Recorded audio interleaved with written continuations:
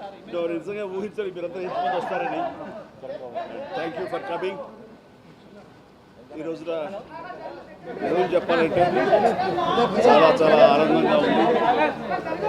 45 సంవత్సరాల సుదీర్ఘ ఈ కళా సేవకి కేంద్ర ప్రభుత్వం గుర్తించి ఈ పద్మ విభూషణ్ అవార్డు ఇవ్వటం నిజంగా చాలా ఆనందంగా సంతోషంగా ఉంది.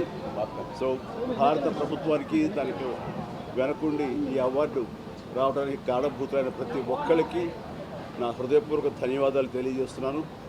అండ్ ముఖ్యంగా ఈ అవార్డు రావటం వెనుకాల నా కృషి, నా కళాసేవ ఈ సమాజానికి ఎంతో కొంత ఇతోధికంగా నేను చేసినటువంటి సేవలు ఇవన్నీ పక్కన పెడితే నన్ను గుండెలో పెట్టుకుని ఆదరించి ప్రేమించినటువంటి నా అభిమానులు, అలాగే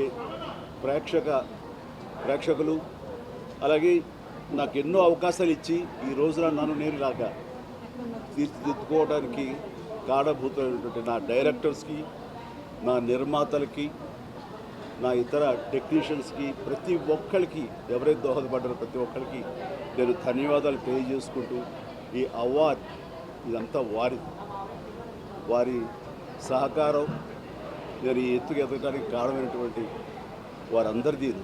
కాబట్టి ఈ సందర్భంగా మరొకసారి నా సంతోషాన్ని తెలియజేసుకుంటూ నేను ధన్యవాదాలు తెలియజేసుకున్నాను. Thank you so much. ఏ టైంకి ఏం రావాలో అది వస్తుంది తప్ప అది రావాలని ఆశ పెడితే వచ్చేది కాదు.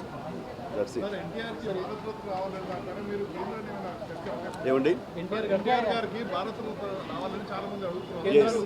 నిజంగా ఇది వారికి ఎంతైనా రావడం సముచితం, రావాలని నేను కూడా మనస్ఫూర్తిగా అభిలషిస్తున్నాను, రావాలని కోరుకుంటున్నాను. అది ప్రభుత్వ పరంగా చేస్తే కనుక త్వరితగతిన ఇది సాకారం అవుతుంది.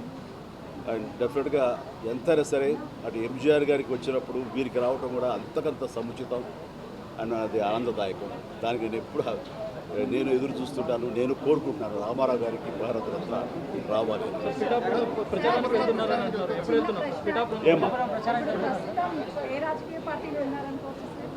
నేను రాజకీయాలకు అతీతంగా ఉన్నాను అనుకోవచ్చు. తర్వాత పిఠాపురానికి నేను వెళ్ళటం లేదని అది ముందుంచేది. ఇది మీడియాలో మీరు ఎందుకో స్పెక్యులేట్ చేశారు, అది మీరు పెంచి పోషించారు దానికి సమాధానం చెప్పాల్సిన అవసరం నాకు లేదు. నేను వెళ్ళటలేదు. బాబు మా కళ్యాణ్ బాబు దాన్ని రమ్మని ఎప్పుడూ కోరుకోలేదు. నా కంఫర్ట్ వదిలేస్తాడు. ఆయన తను బాగుండాలి, తన జీవితంలో అనుకుంది కొన్ని సాధించాలన్న అభిలషిస్తాను. నేను నాకు ఆశీస్సులు అందజేస్తాను. దానికి నేను తనతో పాటు నేను ఉన్నాను అని చెప్పేందుకు మొన్న ఒక వీడియో బయట ఇచ్చాను. అండ్ ఖచ్చితంగా మా తమ్ముడి యొక్క అభివృద్ధిని, మా తమ్ముడు రాజకీయంగా ఎదగటానికి ఎప్పుడు మా కుటుంబ సభ్యులు మేము మనస్ఫూర్తిగా మనసావాచ కోరుకుంటాం.